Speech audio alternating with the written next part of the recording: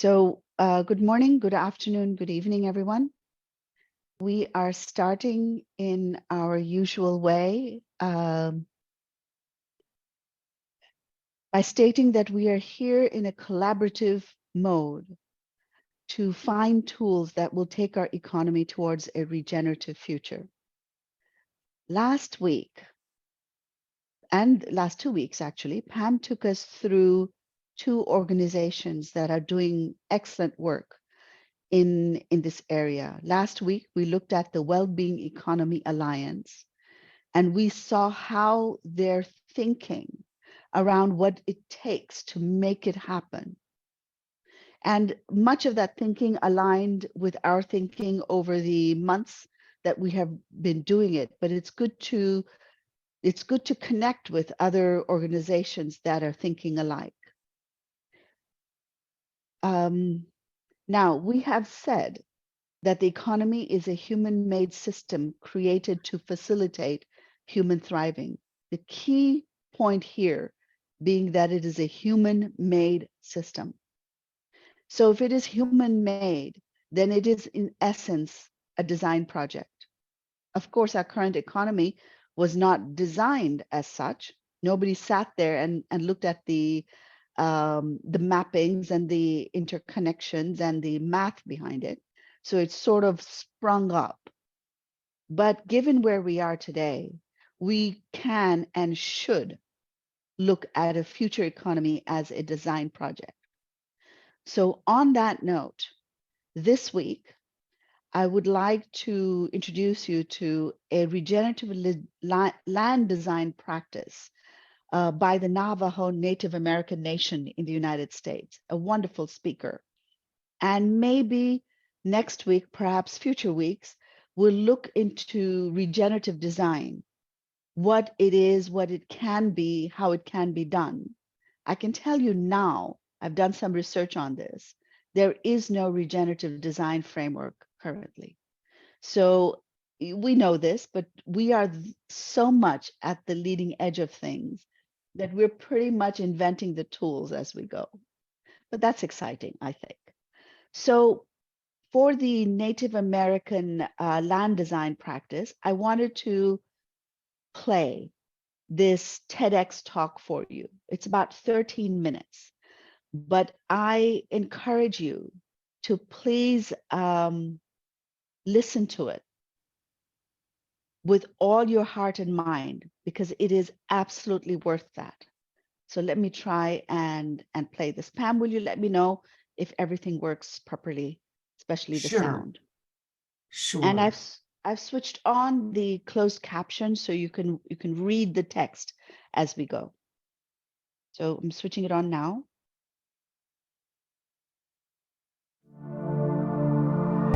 How's the sound, Pam? Good.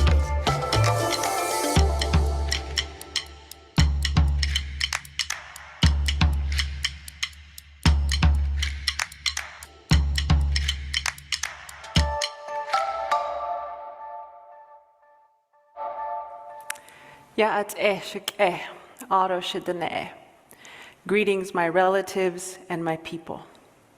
She'e Lila June Yanishye. My name is Lila June. Nanisht Ejitachitni Nishlan. I come from the Nanisht Ejitachitni matrilineal clan of the Dine Nation. We are also incorrectly known as the Navajo Nation. We are indigenous to what is now called New Mexico, Arizona, Colorado, and Utah, but we call it Dine-Bakea, the people's land. Taos, New Mexico, Dane Nasha. I'm originally from Taos, New Mexico. Akwit ego Dine Astana Nishla. In this manner, I present myself as a Dine woman. I'm here today to share a message of hope. This hope comes from what I've come across in my doctoral research. This hope comes from what Native people have proven is possible. For tens of thousands of years, Native people of this land constructed beautiful gardens all around them. Contrary to the myth of the primitive Indian, We were not passive observers of nature, nor were we wandering bands of nomads looking for a berry to eat or a deer to hunt. No, by and large, we were active agents in shaping the land to produce prolific abundance. We expanded and designed grasslands and forests for the benefit of all life. And in many places, we still do these things. We became what the world calls a keystone species, or a species upon which entire ecosystems depend. And our cultures became keystone cultures, refined over time. Now, much was made last year about the positive environmental effect of the pandemic. As more people stayed home, pollution levels dropped, animals began to reclaim habitat, and the logical leap that many observers seemed to make was that the Earth would be better off without humans. I reject that leap. The Earth may be better off without certain systems we have created, but we are not those systems. We don't have to be, at least. What if I told you that the Earth needs us? What if I told you that we belong here? What if I told you I've seen my people turn deserts into gardens? What if these human hands and minds could be such a great gift to the Earth that they sparked new life wherever people and purpose met? I'd like to share with you today 4 important indigenous land management techniques, ones I've identified through my doctoral research in hopes that they might inform and inspire us today. The first is to tap into and align ourselves with the forces of nature. Why try to control the Earth when you can work with her? In Southwest deserts, for example, native farmers have leveraged the pre-existing topography of the land. They place their fields at the base of watersheds to catch every drop of the monsoon rains and the nutrients that flow down with them, carried down from upland soils. This alluvial farming technique requires no outside fertilizers or irrigation because all of this comes with the rain. By tapping into pre-existing natural systems, native farmers have been able to cultivate the same plots of land for centuries without ever depleting the soil. Another fascinating land management technique is intentional habitat expansion. Why put plants and animals into farms and cages when you can simply make a home for them and they come to you? For example, indigenous peoples have intentionally augmented grasslands for buffalo by bringing gentle fire to the Great Plains. For millennia, following the grass-burning moon of our lunar calendars, we would transform dead plant tissues into nutrient-dense ash, nourishing the soil and unlocking the seeds of pyroadapted grasses and medicines like echinacea. Over time, this fire would prevent trees and shrubs from taking over the grasslands and would nourish the soil to generate topsoils up to 4 feet deep. Many people think that we followed the buffalo, when in fact the buffalo followed our fire. In this manner, we anthropogenically expanded buffalo habitat as far south as Louisiana and as far east as Pennsylvania. A third strategy I want to mention is to decenter humans, create non-human-centric systems. Why hoard for your own species when you can live to serve all life around you? For example, coastal nations of British Columbia enhance fish habitat by planting kelp forests where the herring lay their eggs. This helps that small silverfish lay even more eggs, rebound in even greater numbers, and both the eggs and the hatched herring fish cascade up the food chain, nourishing so many other life forms, such as bear, salmon, orca, eagles, wolves, and more. Ironically, by seeding this food web and feeding all life around them, coastal nations have greater food security for themselves because they feed the hand that feeds them. The last strategy I want to mention is to design for perpetuity.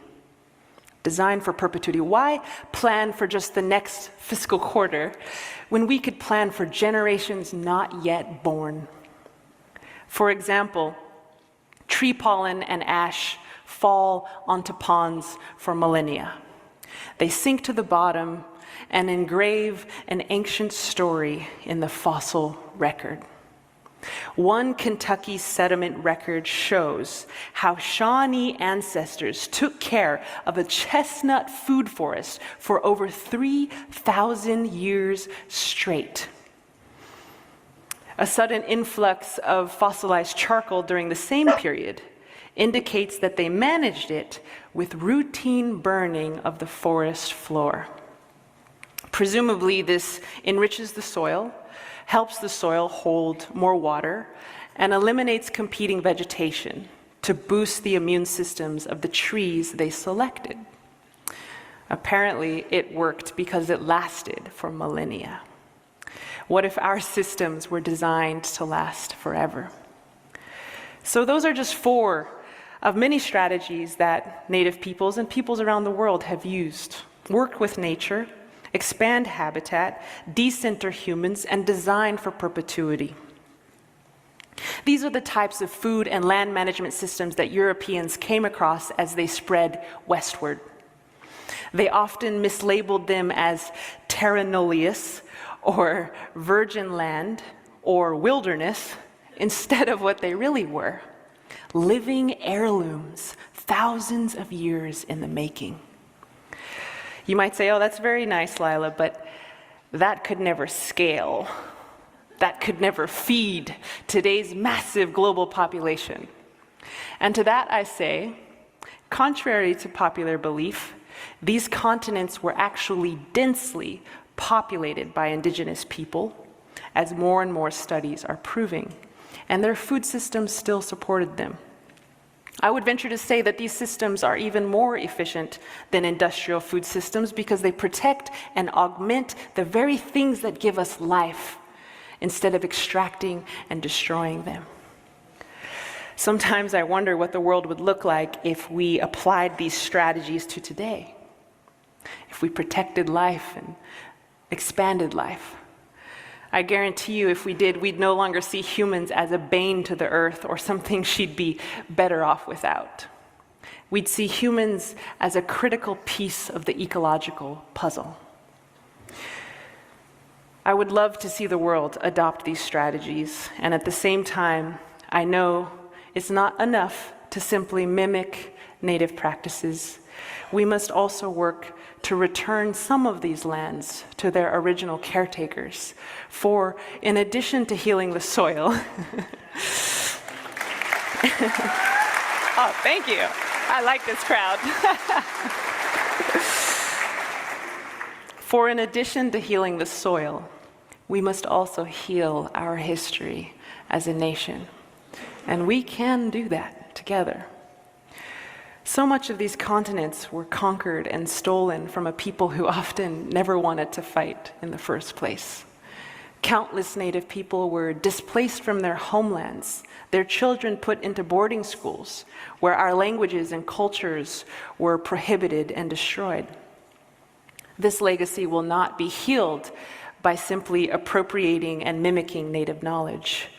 We must also work to restore at least some of these stolen places to Native people, who often live like refugees today, aching to return to their sacred homelands. If we all unite together in courage, in forgiveness, in amends and generosity, knowledge could be exchanged and lands could be returned. There is a word in my language, Regen. Can you guys say that? Regen. Ooh, that sounds cool. Let's do it one more time. Regen. Ooh, like that. Regen is the joy of being a part of the beauty of all creation. When we understand that humanity is an expression of the earth's beauty, we understand that we too belong. Regen understands that we have an ecological role. Regen understands that our Mother Earth needs us. When we become her friend, her confidant, her ally, her partner in life, instead of her dominator, her superior, or her profiteer, we can transform dead systems to living ones. And this does not involve isolating national parks and never touching a blade of grass. No, it involves rolling up our sleeves, living within her processes, becoming a part of the Earth system as we were born to be, and using these minds to protect and augment life on a holistic, regional scale. If our ancestors around the world proved this is possible, then it gives us hope that we can do it again. Thank you for listening.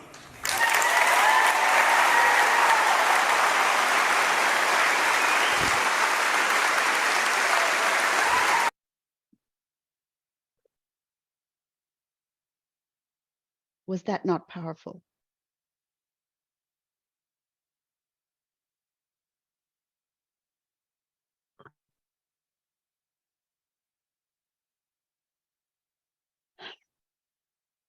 So from that, I've taken some quotes. And both Pam and I, when we listened to this, we thought, you know, there really is nothing else to be said. Everything that we want to achieve has been said there. In the context of land, in the context of people, sure. But the same thing can be translated to the context of economics, the sense of belonging, the sense of abundance, the sense of millennial caring. That's what we're looking for. That's what regeneration is. And perhaps looking at land is the most accessible way to understand regeneration anyway. So this has been an absolutely transformational video for me, really. So she talks about being active agents in shaping the land, but with what goal? For prolific abundance, not for prolific use, and for the benefit of all life. Then she talks about how the post-pandemic discussion involved humans and the harm that they have done. While that, in my opinion, was a good point for us to reach, because prior to the pandemic, I don't think that kind of discussion was possible to have. However, we need to get one step beyond, where we say that we humans are part of nature, a good part, a natural part of nature. It is our systems that we have created that need to change. And I love how she said, but we are not those systems. Yeah, we do not need to think ourselves as being expressed by those systems. And that is where our understanding, developing our understanding and developing our identification with ourselves as natural and whole beings becomes so important. And then we can design systems with the understanding that systems come, systems go. Systems are necessary, but we are not those systems. She also talks about where people and purpose meet. And that's what creates life. And that's wonderful. because very rarely in our current discussion of what life is, even in the medical sector, do we talk about purpose. Life's purpose is life itself, but that purpose is not survival. It's not competition. It's not winning. It's thriving.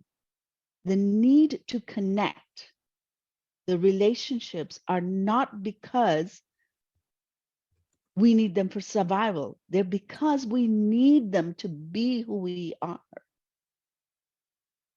So she mentioned the 4 land management techniques: work with nature, expand habitat, decenter humans, and design for perpetuity.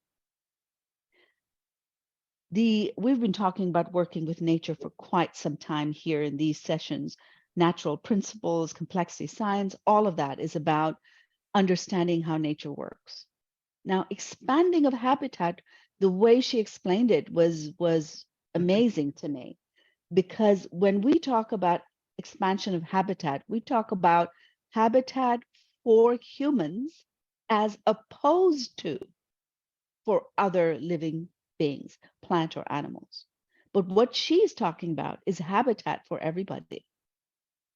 And when it's done that way, the plants and animals that we need will come to us because we've built a home for them. And decentering humans. So we've used the word anthropogenic and how we need to not be that way. But what she's talking about is how humans are part of the food chain. And the food chain is not a top-down structure where humans at the top are the so-called top dog. But what she's talking about, the flow of energy and food itself, up and down the chain, it is in both directions. They feed the hand that feeds them. It's just amazing. The word Hojo was, I'm going to start using it. I think it has a very strong place in regeneration, because if we can feel the joy of being part of creation, that sense of belonging is the essence of what will take us away from a self-centered, human-centered mind and methodology and existence. And so today's discussion prompt: from the place of Hojo, what does it mean to design a regenerative economy?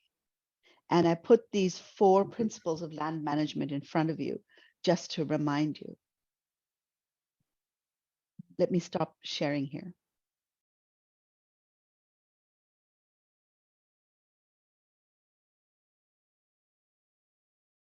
Thank you, Tanuja.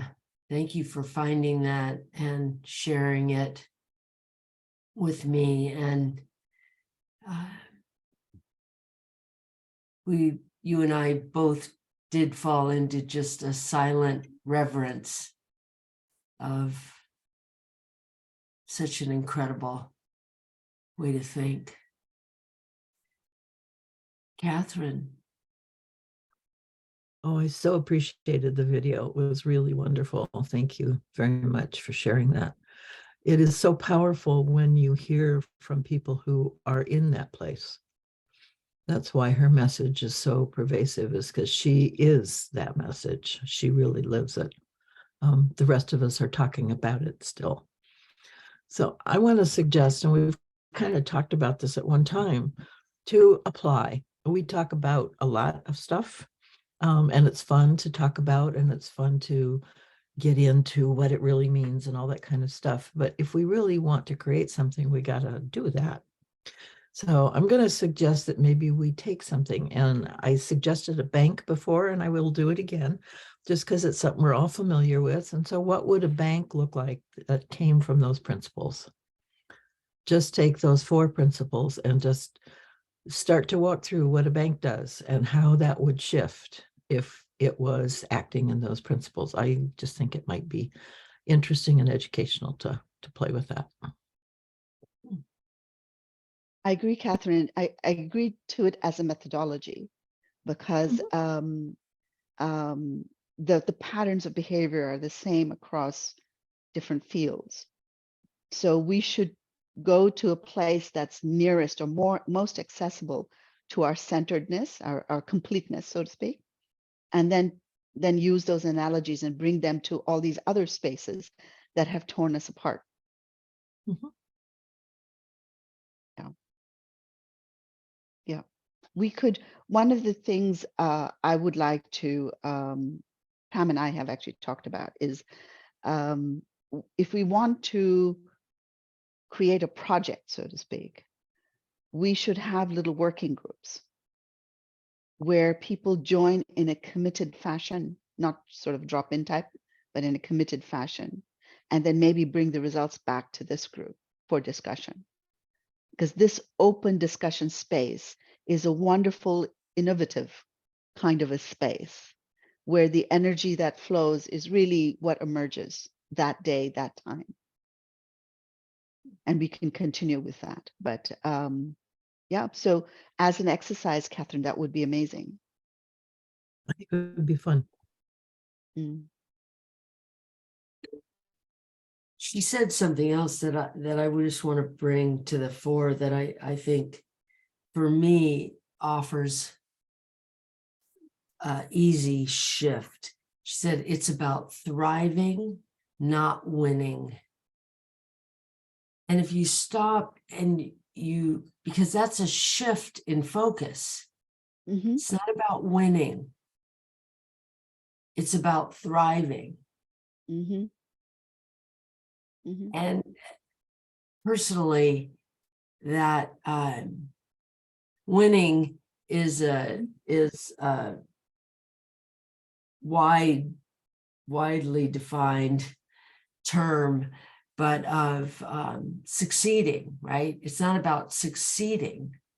It's about thriving.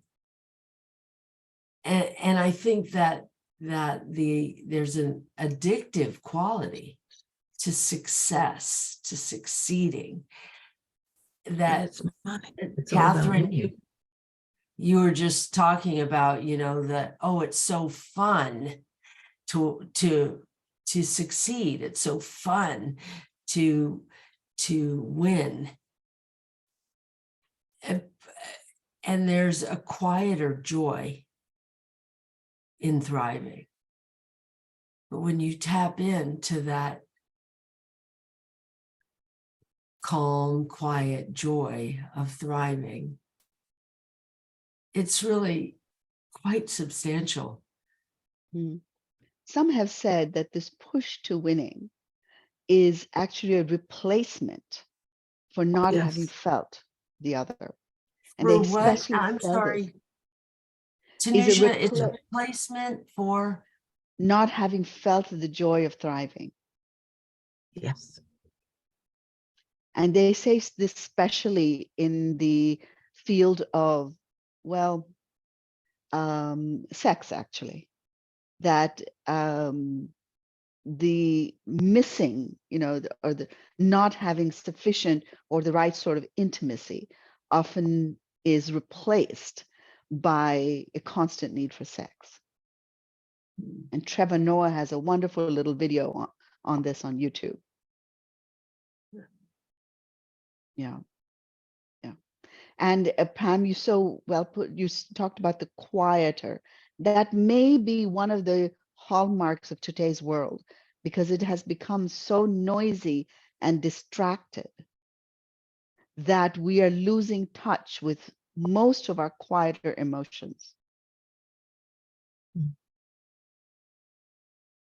which then it So generates the need for I think of that with the music and the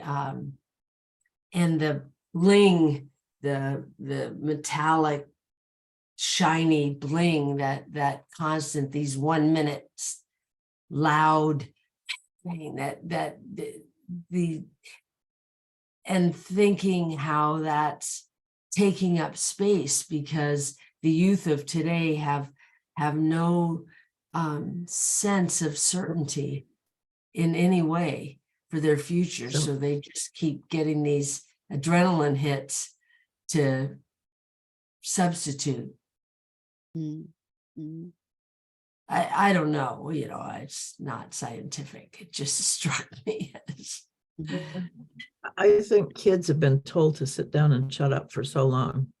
When I taught high school, it was a shock to them that I was asking them to do something, because what I taught was entrepreneurship. And so they had to start business. And it was not my job to find that business. It was their job to find that business, and their job to find the support, and their job to find how to make it happen, to have somebody pay them for whatever it was they wanted to do. And so the class was designed for them to go through exercises to figure that out. And some students had to take it twice, because it wasn't until the end that they realized they were supposed to act, to do something. And I remember one student said, "Damn, this is real." So we keep them cocooned in this unnatural environment for their entire lives, and then say, "Oh, you're graduated, now go be real." It's like, give me a break. Mm. They have no idea whether they like to work with their hands, whether they want to work with their mind, whether they're creative and artistic. They have no idea. Mhm. No Yeah. idea at all. And the jobs that are available at that age are not encouraging to have them find themselves either. No. In fact, I train adults in corporate world, and it's the hardest thing to get them to think for themselves, to act, or to speak Yeah. up at all. Again, they're told to sit down and shut up and do what you're told. We call them ticket Yeah. takers. They just take the ticket and do whatever they're told. And that's really, Yeah. if you want innovation, if you want collaboration, and the value of a group of human beings working and putting their minds together like we do here, you get none of that, because they're just Yeah. taught just to do what they're told, keep their heads down, follow Yeah. the rules. Oh, it's so hard to get them to come out of that, and to get them to trust that we really do want them to think for themselves, to object if something doesn't sit with them, or to say, "No, I don't know how to do that," and to be vulnerable, and that's okay, and they won't be fired or demoted for that or looked down upon. That's the hardest thing, because they've been trained for the entire lives this way, most of them. So Yeah. it's And to be tragic. curious I mean, we have a long way to go. We have to retrain our humans. Yeah. I mean, her point, I think, Ida June's point, that we are intrinsic to nature. But what's intrinsic is our real self, not the false self that we've been taught to create. It's really who we are. I mean, we're all so unique. There's no two of us alike, and no two of us will do the same thing the same way. And that's what makes it fit. That's what makes it work, is that slight difference amongst all of us. And we're busy hammering that out, both of ourselves and the environment. Yeah. Mhm. Can we So I find it hear from? interesting that. So go ahead. Sorry. Yeah, go, Dennis, please. So June is a professor, right? She's got a PhD at least. I don't know if she works at a Yeah. school or not, but Yeah. I'm fascinated by who she is and how she became that incredibly strong, grounded person with Yeah. incredible wisdom there, a lot to offer, right? And she's making a huge impact in the world, and her message is sound. We're coming to her message going like, yeah, this is where we want to be, right? I wonder, how did she get that way? What created her? What culture? All that stuff. I'm fascinated by that. Go ahead. Yeah. Robin Wall Kimmerer is another one, Braiding Sweetgrass. If you've not read the book, I really highly recommend it. Yeah, I have it. I'm reading it. What I have learned, which it just blew me away, frankly, is, can you imagine being born and told that you're the dream of your ancestors, that your ancestors prayed for you to be here, that they are so thrilled that you're on this planet and are fulfilling their dreams, that you're told that over and over and over again, that your place is to bring forth the ancestors' dreams. How does that make you feel? I mean, is that your experience in your family? Do you feel that your ancestors are thrilled that you're here? Or even recognize that you're here? I mean, it's such a different environment to be loved, to truly feel that you're part of something. Yes, and that you belong. I mean, they are told that all the time. And we aren't. And you can see the difference in how people are, just as you experience them. They're totally different people because of that upbringing. Yeah. Yeah, Catherine, you used the word cocooned into classrooms and asked to be quiet, and that cocooning is not just of the brain and the body, but it ends up becoming emotional as well, right? Yeah. Yeah. So and then we well, go through you have emotions. You can't be angry. You can't be even extremely joyous. In high school in particular, because that's where I spent some time, is people of color, especially Black kids, have this joy of life that just makes teachers furious. And you can go back to the Indians going to boarding school. That joy of life is not something you can contain and tell them to sit down and do stuff with. That's not how it's expressed. And so those kids are often sent to the principal's office and kicked out of school and all that kind of stuff for their exuberance, because people cannot tolerate it. You can't talk in class. You can't be excited about stuff. You can't be really different. You can't come in with different hair and different clothes. I mean, we have worked seriously to beat it out of them in every way we possibly can. Yeah. And then it makes sense then that what's called teenage years are really an eruption. Oh, they're an horrible. attempt at eruption. Yeah. That's right. You have this idealism, of how the world should work, which I love teenagers. I love working with teenagers because they do have that very idealistic, they really want a perfect world. And then when they start in junior and senior year looking at what they have to do to go outside of all of this, it's not a real happy place. How they're trying to figure out how to meld themselves into this world, and it goes against everything in them. So we get suicides, we get all sorts of acting out and that kind of stuff, because it's just not happy. Yeah. It's Well, that just sense not of happy. purpose in place isn't given to them by their No. families and the community. They're not even allowed to work in some places. I mean, if they're That's a right. farm, yeah, they get that opportunity. And farm kids, I think, can be really awesome because they've already worked. They feel the benefit, the value that they can offer their community immediately. Whereas, That's right. when you're a student studying, you don't really feel that. So like, basically, you're just taking in information and regurgitating it. It's not much value you're delivering as a student. But if you're working alongside that, and maybe even learning a trade, or you're watching your peers, your parents and your uncles and stuff working, and they're teaching you things. I had that experience to some degree too. I loved it. I craved it as I became an adult, started working in the corporate world. I go like, this is different. This is not how I remember work. Yeah, it's not So together. so we're seeing how upbringing and education influences economics. So the value these kids as they grow up can offer as automatons inside a corporation is extremely limited.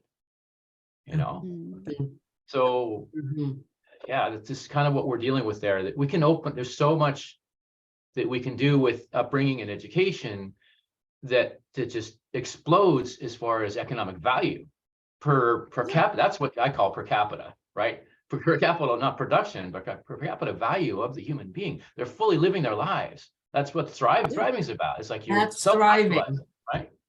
Yes. Yeah. Yes. I mean, Dennis. I had kids who learned to make money out of comic books. One of them wanted to write comic books. Okay. 4 Black boys decided to become a shopping service for others. These are all their ideas, okay? Because I didn't tell them anything about what they could do. They had to come up with it themselves. I had a young woman who wanted to do a non-alcoholic bar for kids, so they had a place to hang out. I mean, these are amazing things. Yeah. From 16, 17-year-old kids. If they were allowed to express that and do that and attempt that and learn from that, imagine what kind of adults they'd be. Yeah. I had students who had adults trying to buy their business. I had students, one of them who wanted to do a cleaning business. managed to buy a truck by the time he'd graduated, and he then made it into the business world, went to the Great Wall of China, did all sorts of things that a kid from the Oakland ghettos probably wouldn't expect to do, Fantastic. you know, Catherine, because where they did were you able teach? to. Where did I teach? In Oakland. It was actually one of my first businesses. I created the Entrepreneurial Skills Center as a nonprofit, which taught high school kids to go into business. And that was sabotaged by the Oakland school system. Sabotaged or absorbed? No, sabotaged. Yeah, Why? And I they think were. it's only the Greek system that is sabotaging entrepreneurship. Now, wow. Okay. Yep. Yep. Let's hear from Rick. Rick? Oh, I just have two questions. Out of curiosity, Chris, you popped in a visual image there, and I don't know whether you were directly involved with it or not, but could you speak to it? And actually, I'm interested in what David added to the chat box about the citation he gave there. I'm just curious. Yeah, sure. I'll just quickly say that our high school students started a tech club out of our community center here. And when one time someone asked, hey, so like, what's tech club all about for you? One kid said, well, the work of aligning humans' needs with nature's needs is like exactly the kind of work that I want to get into after high school. Another kid said, I like coming here because I get resources to turn my ideas into reality. And another kid said, I like coming here because it's fun. And it's like, yes to all of those. Yes. Fantastic. Wow. You working with high school kids? Yeah. You can see some of the images, some of the pictures of them in action in that photo that I shared. And Yeah, where is Yeah, I'm that? just so impressed. In Superior, Arizona, we're in the Sonoran bioregion. I was curious if there's any other, whether it's just an isolated thing or a network. I'm familiar with another organization called the ENSO Institute, which is trying to scale up these types of learning, and I could certainly introduce you to the people involved with the ENSO Institute, because something like that needs to be scaled up.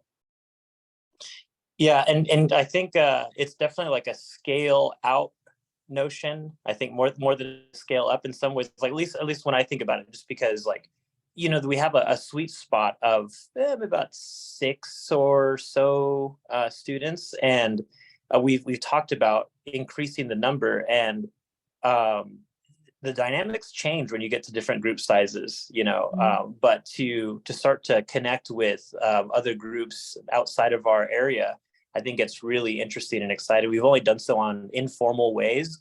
So any other connections to other student groups that are doing things like this, we'd love to connect with, Rick. So thanks. No, just to follow up on that, I would say that what you have, there's an optimal size of group, but the question is, how can you create mycelium networks of complex adaptive learning ecosystems? I mean, that's what that's the scaling out versus scaling up notion. Well, yeah, I agree. It could be scaling out and scaling up as well, because everything. I mean, it's great to have bottom up, but it does help if the top down approach is aligned with the bottom up. Mm. You know, so you need the synergies. Not enough time in this discussion to parse all that, but we probably agree more than we don't, Rick, is my guess. Yeah, well, why don't we connect? I'd love to hear more about you. I'd love to. Yeah. Chris, may I ask, are you by profession teacher? No, I mean, one of my first jobs, I was a daycare school teacher, and that has actually helped me immensely, especially when I got into corporate leadership. Yeah. Excellent. Love to hear Thank you. that story. And what about David? What was your inspiration sharing that Hawaiian link? Oh, you know, we were in Hawaii a little bit last month, and that was a term that I ran across. I think they were even using it like in the advertising for the airline. But it's a term that seems to represent, care and engagement with the environment, but from a Hawaiian perspective. And you're definitely seeing, an investment in trying to bring back kind of Hawaiian culture and care for the land. And there's, so many interesting insights about, landscape management and stuff on the islands. So just thought it was interesting to see these ideas, they recur in many places. I'm just, and I like this weekend we're in Mexico, so I got to go visit it at Uxmal, which is one of the the Mayan sites that they started building temples around 600, I suppose. So the civilization must have been established enough that it was building temples 1400 years ago. And then the guide suggests that they had to leave because of soil quality, and they built in a space with no water. So it's kind of interesting to, they're building cisterns and they're having to maintain soil quality. And we think these things are all new problems, and I think we think of indigenous peoples as kind of being, an ideal type. I think both of those are probably false, right? The indigenous people were people, and these problems are very old. And so how do we learn from both of those things?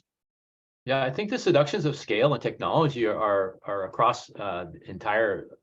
It's a human thing, right? There's a great book called Four Lost Cities by Annalee Newitz, and she goes and talks about the former city in St. Louis, which is like the mountain. They have the mountains there, and it was a huge Native American city with tens of thousands of people coming to visit it. It wasn't a permanent dwelling, but it was like a gathering place, right? And there was the one in the Thailand or Cambodia, the Cambodian temples there. Angkor Wat, yeah. Yeah, and there were like millions of people in the area at the time, right? It's just overwhelming how the scale at which the waterworks they had canals and cisterns, and basically because of their culture degraded, they didn't maintain the systems well, so they had problems with water quality, hygiene, all this stuff. Eventually, the city was deserted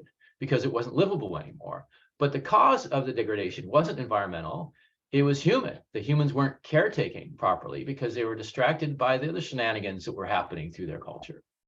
So Which morality, probably I think, included invasion by other cultures. So, yeah, there was some of that, war. yeah. It's so complex. We have so much awareness and really even control over the factors that these folks had no control over. We have so much more to work with as far as our intelligence and our awareness goes. We ought to be able to hack this and to solve this at this time. And unfortunately, the scale is global. We don't have much room for error.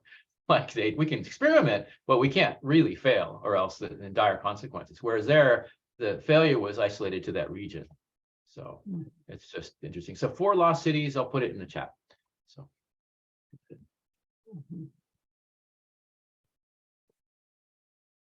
I just want to say one thing about Chris's work, which I think is important. I was involved in a project through a School of Art and Design in New York City, and I was just acting as a sort of informal consultant.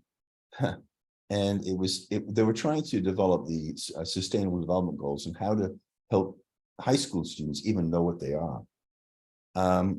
Personally, I think the Sustainable Development Goals are highly problematic for lots of reasons. One, they're reductionistic, and 2, they don't address regeneration.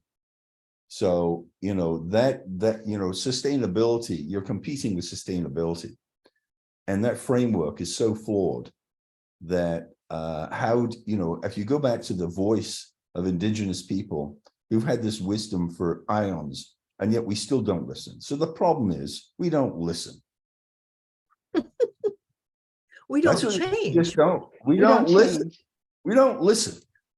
Yeah, and change, but you got to listen well first. Yeah. So on that point, Rick, a very timely point about sustainability. I put it on GRC that the World Economic Forum on March 27, just a few days ago, issued an article, and I'm putting the link in the chat, that we need to move beyond sustainability to regenerative business. Little bit late, maybe just a little bit late. But we've been here for a little while. All right.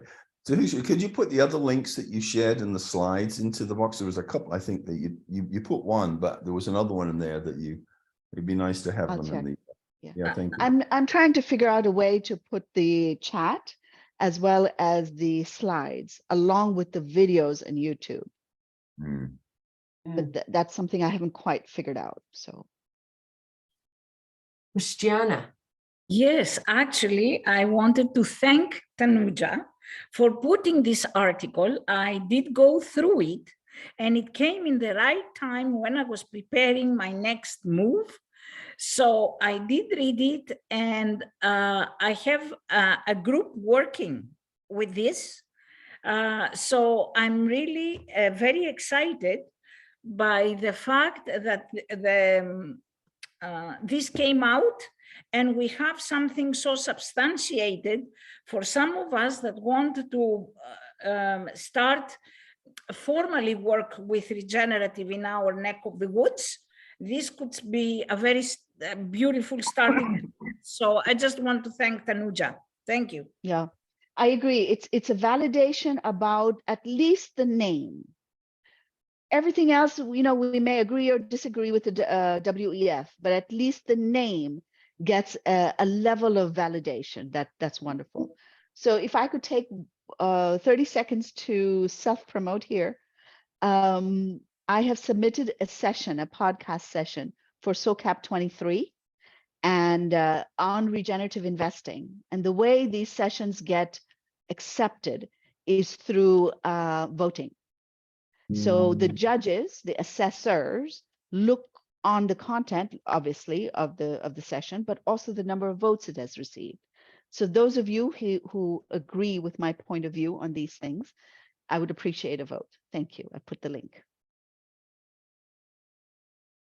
And Well, we that's- want to remind people that we welcome you sharing what you're up to and talking with us and bringing it to us. We very much wish to have this be the collaborative place to come and thrive. And Rick, is your hand renewed? Yeah, I just want to say, Tanuja, I just put my paid for the conference yesterday for SOCAP, so I have an opportunity of meeting you in person, which will be a delight. Yeah, absolutely. I don't think I'll be there in person though, Rick. That's why I have put in a podcast. Oh, it's a podcast. Oh, I see. I misunderstood. I Yeah. thought you were actually, because they have. Oh, well, put the link in. Put the link in.